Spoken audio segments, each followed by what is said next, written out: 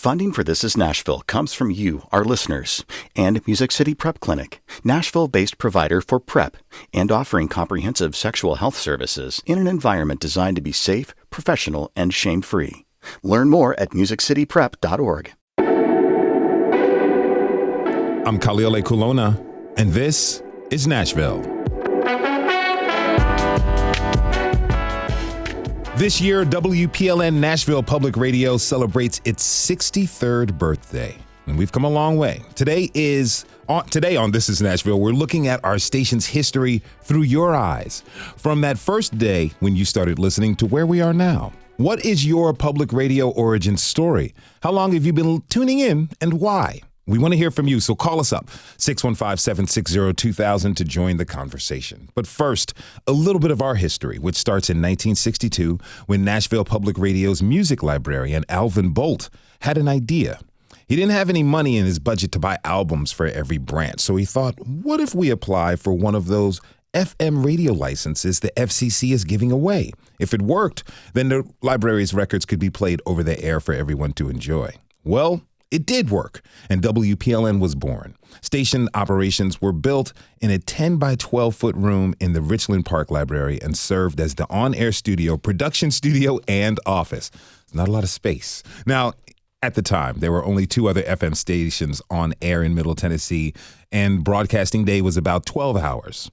After it went on air, the yearly operation was funded by the city as a part of the library's budget, which had to be approved by Metro Council every year.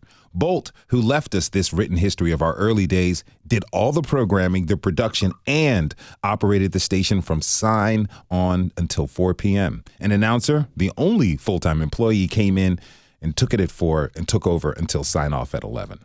Now, at first, programming consisted of classical music and informational and performance programs from sources all over the world and from other educational radio stations through the National Association of Educational Broadcasters Radio Tape Network, or NAEB, a cooperative organization that distributed radio programs on tape through the mail to member stations.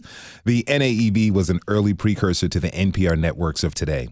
In December of 1965, the WPLN studios moved into a bigger space in what was then the new main library branch in the Ben West building at 225 Polk Avenue downtown. 2 years later, President Lyndon Johnson signed the Public Broadcasting Act into law, and National Public Radio was born and incorporated.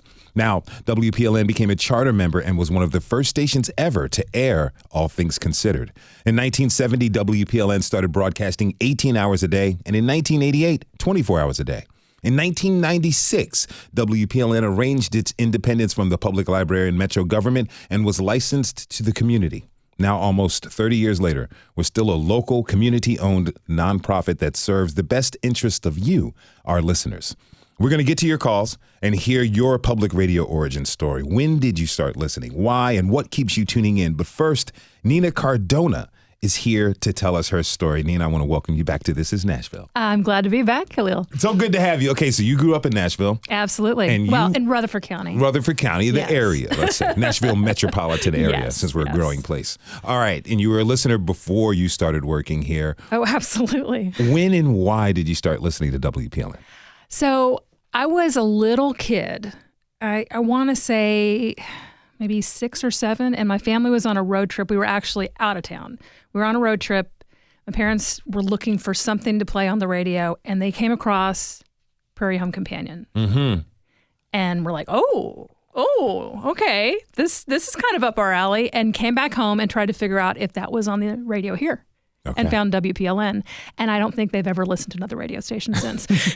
and I'm not even joking. My dad's joke, which is not a joke, is that he would say this in like the 90s. He'd say, I don't understand why they put presets on the radios in the car, because I'm just going to turn it to WPLN and then I'm never going to switch it again. And that's actually what he did.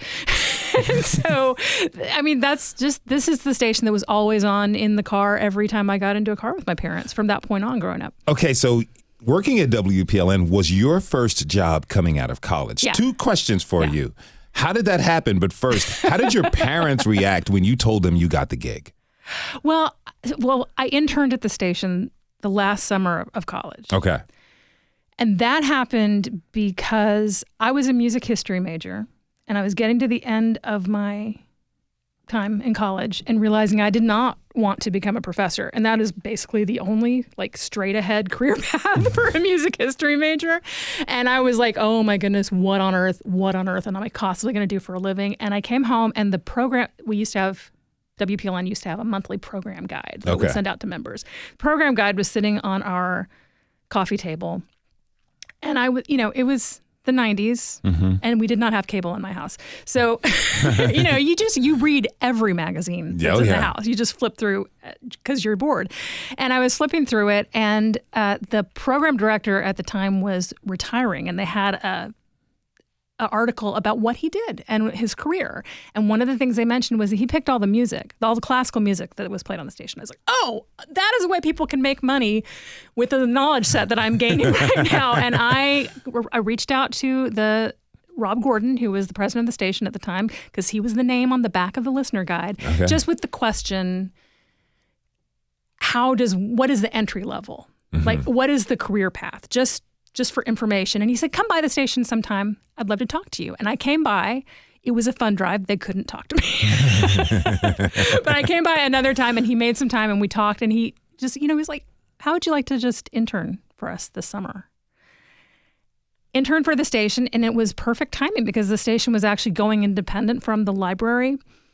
It was preparing to go independent from the library. Okay. As I was an intern, then it went independent my senior year in college, and a bunch of people decided to stay with Metro to keep that Metro pension. And so all of a sudden there were these openings. And so Henry Fennell, who was the program director at that time, emailed me at college and said, could you please host music in the evenings? Because you're a known quantity. There you go. And we're desperate. And I got the job over email. Hey. Started 2 days after my college graduation, part-time evening music host in the old downtown Ben West Library, and I've just never left the station. That's beautiful. Beautiful story. We're going to go to a caller. We got Catherine in Nashville. Catherine, thank you for giving us a call. What do you want to share?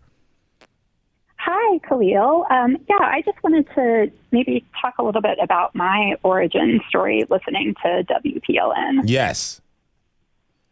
Yeah, I guess it's kind of a classic backseat listener story, but like with a little bit of a twist. So I am from Nashville and grew up and actually still live in West Nashville. But for middle school, I got into Megs, and my parents made me go. So I had to trek to East Nashville, and we carpooled. And my parents would always play music. And back then it was like, gosh, my dad played like really bad, I guess like dad rock stations. Yeah. And, but I had one of the other parents who would take us in the carpool listen to WPLN. And I think that was kind of my first exposure to it.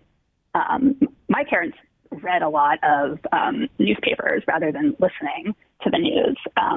And I just remember those mornings when another parent drove and we listened to WPLN, it was a much better, maybe more soothing, informative start to the day than, rock music from the 80s. Question for you. That was my first exposure. Yeah. Did you convince your parents to start playing WPLN when they drove around? I think I did a little bit. Yeah. They were still very into music, so it was a little bit of a hard push. And then, I got to be a preteen and a teen, so I got into music too.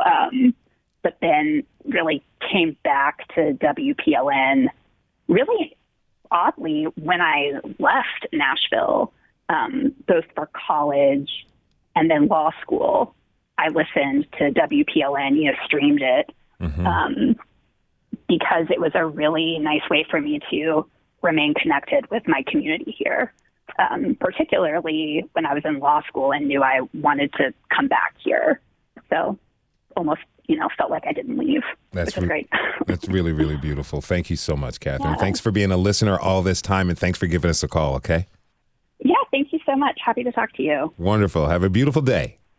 Oh, I resonate with that story. Because I wanted to, if it had been my choice as a kid, I would have said, Mom, Dad, let's listen to Y107 on the way to school. Rock music and a morning zoo crew and pop music rather. But I remember like at some point in middle school, like one morning as I was getting ready, like for some day that was going to be I was really worried about and stressful, I found myself turning on WPLN in my room while I was getting ready. And back then this was the 80s, back then there used to be little snippets of classical music that were worked into Morning Edition. Okay. I don't know exactly how that worked, but I was like looking forward to the break, and it was calm, and it just, it de-stressed me. And I was like, oh, okay, maybe there's something there to what Mom and Dad are listening to after all. Maybe my parents are right. Well, yeah, I hear that. Yeah, I hear that. Yes. Hey, everybody listening, you can be like Catherine. Give us a call and tell us your WPLN origin story, 615-760-2000. Now, Nina, I want to play you a remembrance from a feature we did in 2016. Let's listen to that clip. My name is Nina Cardona. And my name is Chuck Cardona. It was 1995. I was a theater counselor at Governor School for the Arts. And I was a choir counselor. We sparked a romance, and he at the time lived in Memphis, and I was going to college in South Carolina. And so on those drives, I would just seek out any public radio. It somehow came up that you were a member of the public radio station. And I remember thinking, wow, he's got his priorities straight. I can't separate our lives from having, the soundtrack of public radio. I can't imagine it any other way. WPLN and public radio has just been good to our family, always. All right, so WPLN, not just a big part of your career and your work life, but your love life too. Yeah. You knew Chuck was the man for you when you found out he was a member of public radio, huh? Yeah. Yeah, I mean, it meant that he was a little more grown up than some of the other guys that I was around, for one thing. But also, yeah, we had some definite shared interest there. And this is before I worked at the station. Okay. Yeah. Okay. All right. So what was it like for you to go from being a listener to working at this station that you listened to all the time? It was surreal. It was Is it still surreal after all these years? Well, no. Now it's just normal life. But, because I'd been listening to the station for so long, there were people that all of a sudden I'd worked with that I knew as a listener. There were two people in particular, Henry Fennell and Will Griffin, who my mental images were like very accurate but reversed. Okay. And so I was scared to call them by name for a little bit before I got that straight. Rebecca Bain had been, I was just a huge Rebecca Bain fan. Rebecca Bain was this just force of personality and kind of the heart of WPLN, and to be in the same room with her and then to make her a friend and mentor, that was huge. That's beautiful. Well, Nina's sticking with us through the break. When we come back, we'll be joined by a longtime WPLN listener who had a curious question that's about to be answered. Stay with us. This is Nashville. I have lived in Nashville off and on my whole life, and WPLN has always been here. And it's really important to me that we continue to support news that is independent and committed to giving an unbiased perspective. I'm Kate in Brentwood, and I support WPLN. Hey, thanks, Kate in Brentwood. I'm Chardast, and I'm here with Mary Mancini, and we are smack in the middle of our spring fun drive. Everyone sharing their stories, their origin stories of what got them listening to WPLN or NPR made me want to share my story. So I am a lifelong listener to public radio because my parents always had it on in the car or in the kitchen. I was so young when I started listening that I didn't really know, this is a shout out to longtime listeners, I didn't really know that the Car Talk guys and Garrison Keillor were different people. I thought they were one man, and that in the morning he was really hyped up and wanted to talk about cars, and in the evening he would sing songs. But, if you were, a backseat listener, backseat baby like me, or if you're a newer listener, we really could use your support. This is really an all hands on deck situation. Right, Maribel? Yeah, I mean, we're here for you. We're here to give you core memories, like what Char's talking about. I also have a lot of core memories of NPR. My parents were listeners. But this is, we've been here with you, alongside you for decades. And every time you turn on that dial, this station is here for you. And now like we do a few times a year, every year, we come and we ask you for support. And you can do that in the beautiful kind of democratic way that is public radio. And you can give whatever amount works for you. You can give $10 a month. You can give $20 a month. You could become a Producer's Circle member at $100 a month. But the most important thing is that you give. You give what you can. And you do that by going to WPLN.org, clicking the big Give Now button, or you can give us a call, 615-760-2010. Yeah, it's very easy. It takes less than 2 minutes to give once you've clicked or called. And you can get one of a number of brand new, very exciting thank you gifts. I'm looking right now at a poster of the brand new WPLN water bottle, which you can get for the $12 a month level of giving.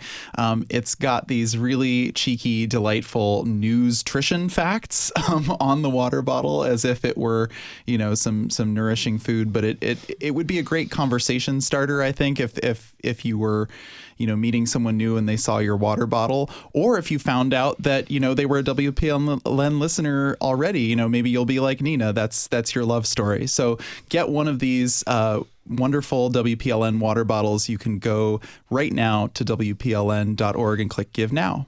Yeah, and it's $12 a month. $12 a month, and you get to pick out that thank you gift of the water bottle, which does have lovely, cheeky facts like 100% facts.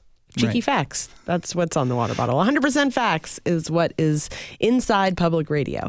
But yes, we have a great new tote bag, which, as we're talking about kind of classic public radio core memories. Sure. Tote bag. It's classic public radio. Give $8 a month and you can get that tote bag. Again, these types of gifts where you become a sustaining member is so helpful for the station.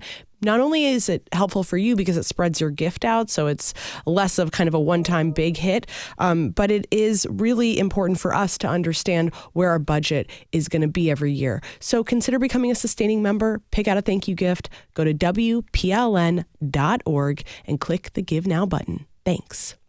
Funding for This Is Nashville comes from Burr and Foreman Law Firm, serving clients with transactional, litigation, and regulatory needs. Discovering how each client defines a win and working with them every step of the way to achieve it. Burr.com. Funding for This Is Nashville comes from you, our listeners, and Music City Prep Clinic, Nashville-based provider for PrEP and offering comprehensive sexual health services in an environment designed to be safe, professional, and shame-free. Learn more at musiccityprep.org. I'm Kaliole Kulona, and this is Nashville. Listeners to WPLN have something in common. You're all a wonderfully curious bunch, and you care about your community. And we know from the feedback that we get that you also care that how this station covers the news, as well as what programs we air. We're licensed to the community. That means you. So we want to hear from you, our strong community of listeners, new and old. What is your public radio origin story? When did you start listening and why?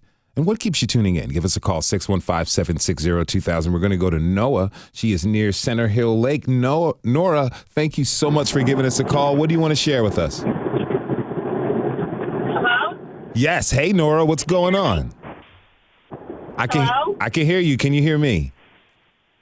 Well, can I listen on the radio a little? No. I can't hear you on. I'm on my. I see. Yeah, we're on your. The car, should I turn? Yeah, we're on your phone. I got you.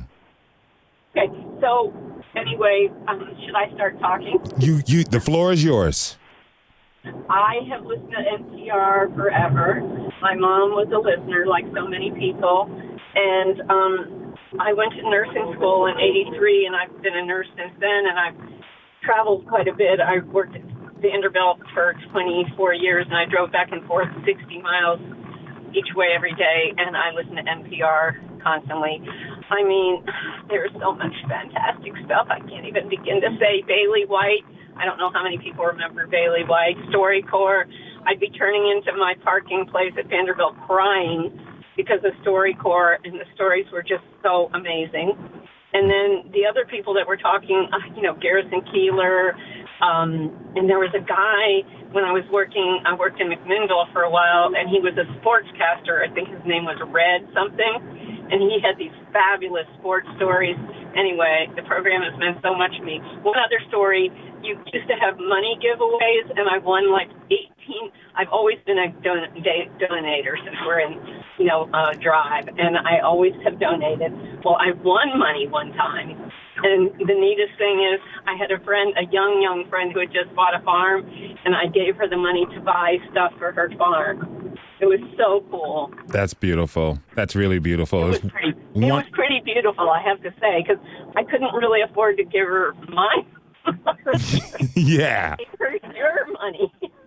It was fabulous. Came through right in time. Look, I want to thank you so much, Nora, for giving us a call, and thank you for being a dedicated listener all these years, okay? And I just wanted to say to everybody, please donate. That's right. Listen to Nora. Do like Nora, everyone. Nora, have a beautiful day. Okay, bye. Thank you. Bye. All right, that was really sweet. Okay, Nina Cardona from WPLN is with us. Now, joining Nina is Jama Mohamed. He is a listener and a community member who's also been a guest on This Is Nashville. Jama, welcome back to the show. Good to see you in person, my friend. Definitely. It's good to see you. What's your WPLN origin story? Yeah, so started listening to WPLN in college and was caught a random episode of Fresh Air. And I think she was talking to some random chef, and they were going into like the most minute detail about like a boiled egg or something, and capers or classic. Yeah, stuff that I did not care about. But the conversation was so engaging that, I was just hooked. I was just sitting in my car in the parking lot for the entire duration of that. Nice. Yeah. Okay, so we were told that you have a vivid memory of listening to a Blake Farmer health-related story about efforts to reverse type 2 diabetes in some patients in Grundy County. Wait. Hold on. When you put it like that, that's feel like I heard a story on national NPR where Blake Farmer was airing out Tennesseans and telling all of our business to the entire country. I know exactly which story you're talking about. And I will never forgive him for that. You got beef with Blake. I got beef. It's on site. Okay, we're going to listen to a part of that story. Let's play the clip.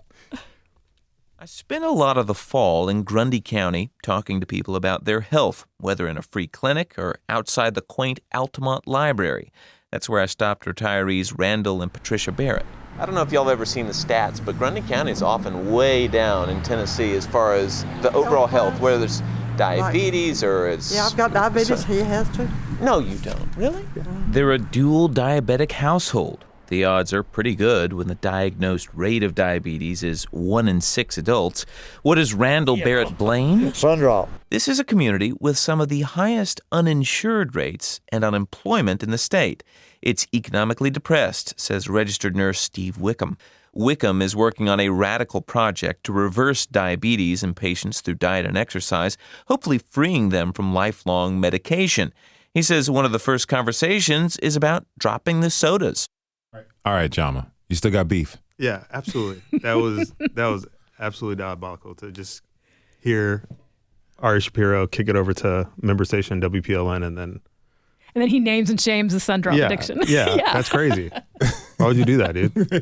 I remember Blake coming back to the office and being like, I've got it. It's sun drop. It's sun drop. Okay, so school me. What's sun drop? Oh, sun drop is this. Oh, yeah. I guess you don't find it in Davidson County. You have to go out to more rural counties, but then every gas station will have it. It's a soft soda. Drink? Yeah, it's a soda that is made here in Tennessee. It's a citrusy soda. It is the sugariest, the highest sugar content, I think, of any soda. Like Mountain Dew. Forget it. Sun drop. So it's more than sun drop. Okay. But look, in a place that's famous for sweet tea, I imagine sun drop is next on the list. But we don't need to tell everybody about that. Keep that over here.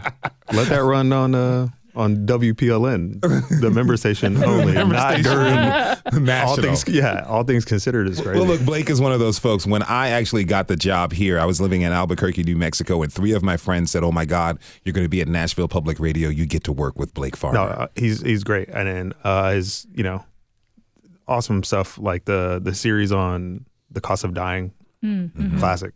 So, but the sun drop one definitely had me salty. All right, now, Jama, you once submitted a question to WPLN's Curious Nashville. Can you Tell us what the question was. So I asked, whatever happened to Burt's I'm Here? Or Burt's, there was like a clothing store called Burt's, and they had these crazy commercials where they would just say, Burt's I'm Here. If you come in the store and say, Burt's I'm Here or something. And I would hear that all the time on the radio when I was riding with my mom, and it would be on like 92Q. And yeah, so I asked, like, what happened to that store? I haven't seen them, around at all. All right, so we understand that the question was never answered. And because you're here and we serve our community members like you, we have an answer for you today. Thank you so much. Here it goes. Okay, this is what we found out. The store ran employment ads in the Tennessean in 1982, 1987, 88, 89, 93, and in 1997 for managers, salespeople, and seamstresses. These were for Burt's 2 locations, on Church Street downtown and on Clarksville Highway. But by 2004, there were 6 Burt's locations in Nashville, Clarksville, and Murfreesboro. And we know that because in May of that year, there was a report in the Tennessean about an EEOC lawsuit brought against Burt's by former employees working at several of the stores. The next thing we found was that the case was settled in 2005, with the original owner agreeing to financial compensation to the employees. Now, in 2006, another court doc related to the lawsuit included a notification of bankruptcy.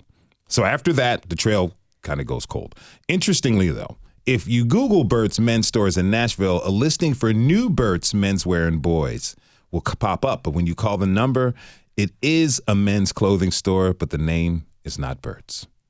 I remember Burt's. I'd forgotten all about it until you mentioned it. I was not part of him figuring this out. I remember Burt's on Church Street. It was like across from the entrance to the arcade, sort of. Mm-hmm. And it was still there like when the art gallery started opening up and they started having art crawl. And it was like... That was the institution. It was like this piece of old school downtown Nashville, along with like the new school moving in. And there was like this symbiosis going on for a little while. Place where you could probably get your Jordache jeans for those who remember those. All right. We're going to go to another call. We got Susan in Franklin. Susan, thank you for calling us. What is your WPLN origin story? Okay, this isn't my origin story, but it's something I want to ask people about. Does anybody remember hearing Bob Parlocha late at night? Like, I think he came on maybe at 12 o'clock midnight and had a jazz program. That would have been, we used an overnight service out of Minnesota. And so I think, he would have been from that. And then it turned into like music through the night. The classical. Yeah, and that was... I've only been here about 20 years, and I came from L.A., and I was always used to, and Portland, Oregon, I was always used to living someplace that had a dedicated jazz station. And that's one of the things I really missed when I came here, because I'm sorry to say I don't like country music. Yeah, and for years there was a classical station, a jazz station down out of MTSU, WMOT, but they changed their format a while back. Well, I didn't know about that. Yeah. Well, Susan, maybe we can create a jazz hour just for you. How about that? I would love it. Okay, but excellent. It has to be the right kind of... Well, what I do is I listen to KLON. Okay. Or actually, it's KKJZ out of... but it's out of Long Beach, California. Are you familiar with it? No, ma'am. No, ma'am. I'm not. But Liz, how about we do this? You send us an email at thisisnashville.org with a listing of some of the jazz tunes you'd love and the artists you love, and we'll make sure we get something out there for you. You know which ones I love. You like jazz, don't you? Yeah, I do. I could take a wild guess, but I got to get to another phone call and everything else. Susan, thank you so much. Remember Bob Parlocha? He passed away. I guess he's somewhere up there playing with John Coltrane up there, you know? Yeah. Doing a wonderful rendition of Love Supreme. Susan? You got it, man. I knew you'd understand. I got you. I'm going to let you go. I got your back. Thanks for taking my call. Have a beautiful day, okay? You too. Bye. All right. Okay, we got to go to break pretty soon. But, yeah, that's what we're going to do. We're going to go take this one last break. When we come back, we're going to be joined by a songwriter who is happy to sing the praises of Nashville Public Radio. Stay with us. This is Nashville.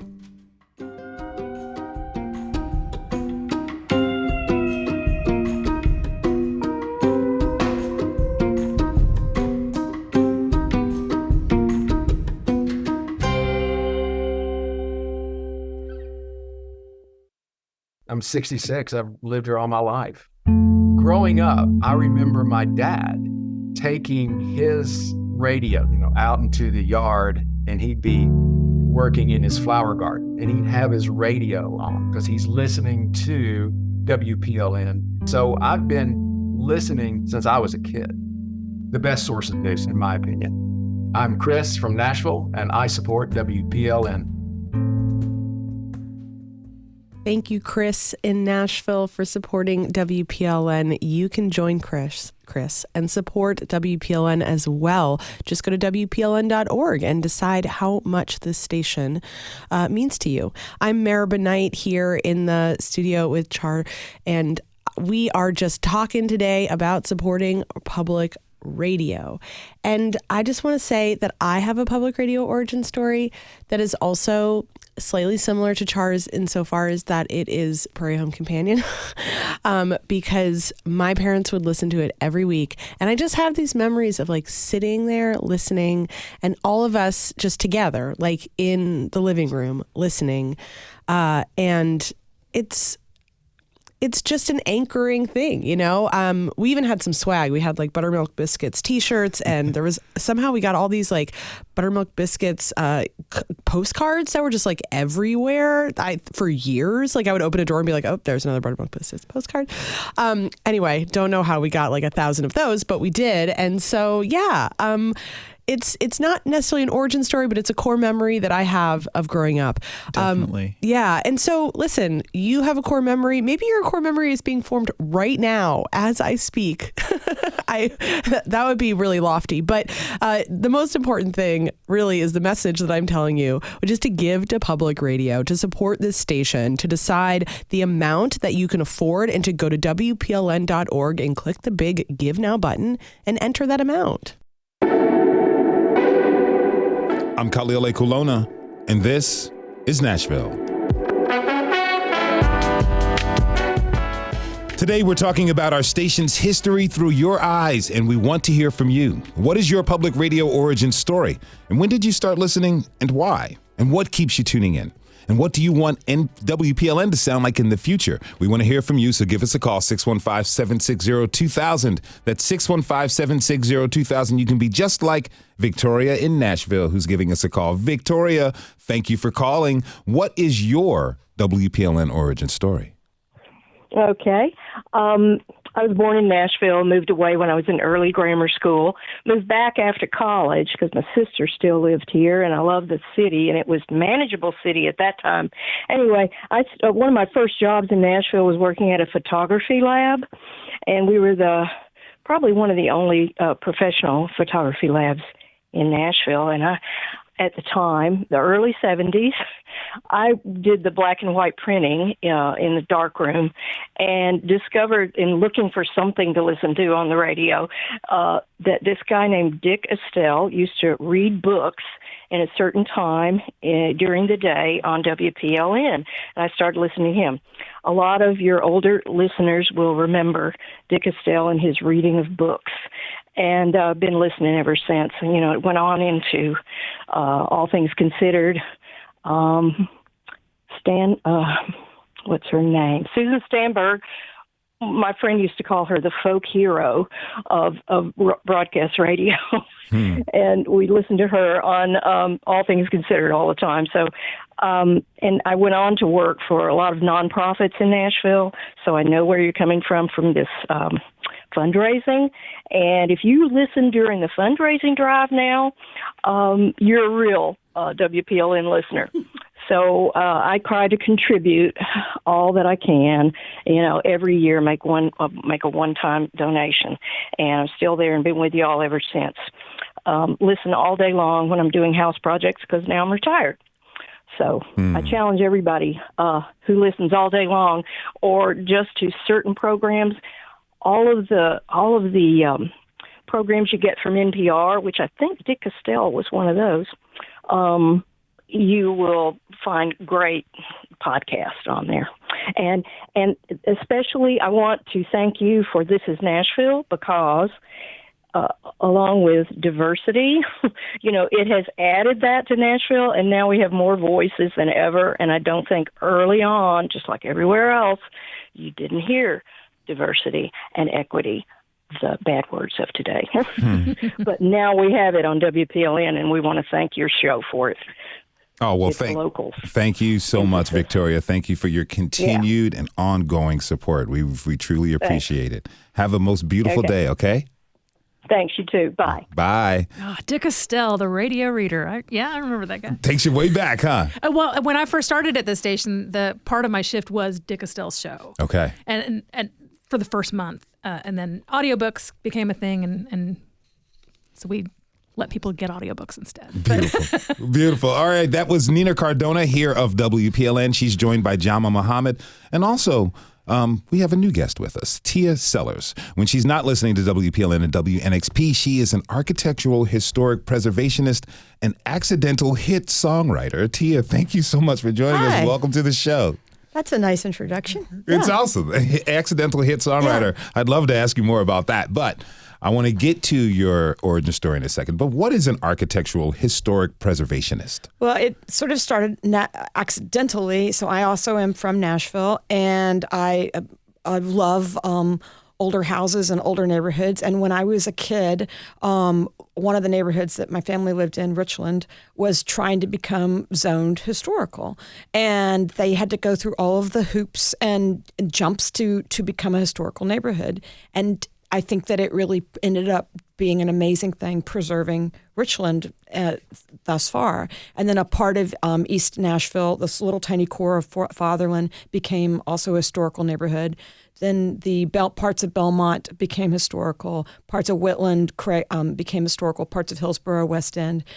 And now it's too late. Now, like Sylvan Park tried to become historical, and it didn't happen, So there's only 3 or 4 neighborhoods that are kind of controlled by this additional zoning of preservation. And as I accidentally became a hit songwriter all along the way, I kept writing these hit songs, and then I would hit these sort of dull or periods where I couldn't quite focus or wasn't quite up to my game. And that's when I started learning how to do preservation. And so I worked with other people, and I first learned, load-bearing walls, tile work, window reparations, all the things like that, roofing, what you can do to add on to a house and still preserve the integrity of it. And then I lost my husband to cancer, and when he died, I needed something incredibly tactile and hard and difficult to do, because songwriting was just slicing my wrist and bleeding out on the floor. And that's when I started doing it full time. And so I just keep buying houses that are in really, really bad condition in these historical zoning areas. And then I try to do an impeccable, immaculate restoration of them. And then we sell them. So I'm saving one house at a time. Yeah, beautiful, beautiful. Now the hit song you wrote 25 years ago, I Hope You Dance by Leanne Womack. Yeah. What inspired you to write that song? I almost all of the songs that I am always driven to write about are about hope or the lack thereof. I mean, it's over and over and over again. You look at my entire catalog, I'm really fascinated with the human experience. And I still can't believe that I've managed to have these. I've never written a beer song or a party song ever. And somehow I've gotten to write a lot of hits. I don't even understand how they snuck into the world, And so I think that I was just doing what I do, and what Tia does is write songs about hope. So that's how I Hope You Dance came about. That's really wonderful. Yeah. Okay, so when did you start listening to WPLN? So I was in college at University of North Carolina, Chapel Hill, and I was renting this tiny, teeny little crappy apartment, and the next door neighbors, you could hear their radio through. The radio, and I was just there, and it was the first time I heard the dun dun dun dun dun dun dun dun. I was like, "What's that?" And I would hear it like every day, through the walls. And then I went and found it on my own radio station one day, and that's how I really feel like I discovered National Public Radio. And then once I came back to Nashville, and once I got back to Nashville, what keeps you listening? Well, it's really fascinating. I think that it's kept me calm over the years, and there's a lot of what I've heard on WPLN that I haven't liked or didn't agree with, but I still liked the way it was delivered. Or, it's like, okay, I don't agree with this, but I'm going to listen to it because it sounds rational, even though I'm not exactly on that side of the argument. Whereas other news deliveries just make me so anxious, and that I found that it wasn't conducive to me developing an open mind. I mean, I can't believe how many times I've been on one side of the argument, and by the time of listening to pretty rational people discuss something, I've changed my mind. Look at that. Boom. Yeah. Happens for you, can happen for all of us. Yeah. That's really beautiful. Now we have a listener, Jill Farham Allison. She left us a message about her public radio origin story and what keeps her coming back. Let's take a quick listen. Hi there. This is Jill Farham Allison. But my story is really pretty simple. I grew up in Knoxville, and my family were always kind of the WUOT, Neil Conan, Terry Gross, Fresh Air, Wait, Don't Tell Me listeners all throughout my childhood. And as I moved to Nashville in 2007, I immediately was drawn to WPLN's news and what you all do. And in a world today where I'm not sure if it's perimenopause, I'm not sure if it's the state of the world, I'm not sure if it's just this beautiful, terrible, awful, gross cocktail of the combinations, but I have really pulled back from the news and really trying to find kind of a balance in my life that doesn't feel consuming but also feels informed. And what I love about the newsletter, the Nash Villager, is it does just that. It allows me to be informed, have some hope, have some kind of direction, but also definitely know that the world is changing, and it is a world that I need to have a voice in, I need to be an advocate in, and also allow for kind of my family and my children to also kind of learn what's going on and how we can take a local stance. So again, I'm so appreciative, and I continue just to be in awe of the work you all do and the stamina you have to keep moving forward. Thanks so much. Take care. Thank you so much for listening, Jill. Now, I got to ask this question. I only have like a minute and 30 seconds left. T, I'm going to start with you. What's the importance of WPLN to Nashville as a city? Well, I just think the number one thing is that we are one day going to have our phones not work. We're going to have the electric grid crash, or something is going to happen. Somebody's going to hack into the internet world. It's just going to happen. And we need to have terrestrial radio. We need to we'll all be able to go out to our cars, because we'll still have gas in our cars, and turn them on and hear some rational people saying we're going to get this fixed. And that's the number one thing. And then the other thing is that it has just saved me time and time again. I mean, it's clear-eyed and heart-forward, informative news and stories about the human condition, and we all need more about that. Jama, 30 seconds. What does it mean to you? Oh man, it's just a amazing community asset, and I'm glad that we have people that truly care about the community to tell stories about people in the community, like the Rutherford County Kids. That's one of my favorite podcasts, and sometimes air us out a little bit. So sometimes we need that.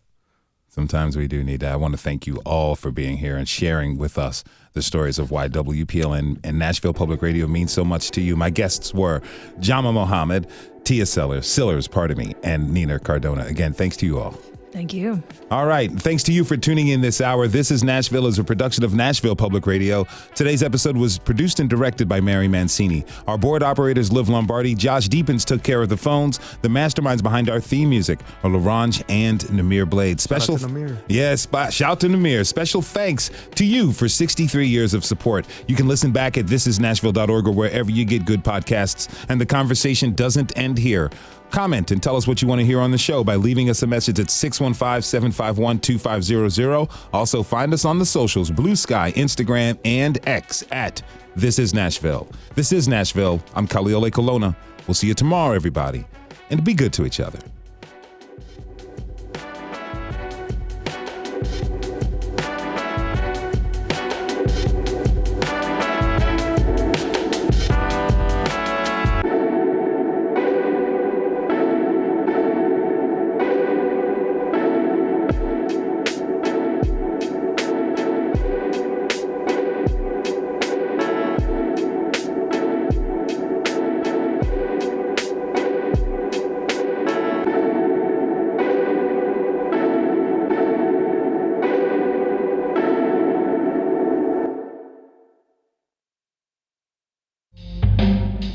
I've been listening for so long to the station that it's just been such a companion for me over the last 2 decades, with so many things changing in Nashville that weren't for the better. This one has been one that's really been for the better to see it grow over the years. It's not only a news companion, it's there for the rest of the stories that you want to hear as well. It's not too much, just enough, just right. I'm Evan from Nashville, and I support WPLN. Hey, thanks, Evan from Nashville.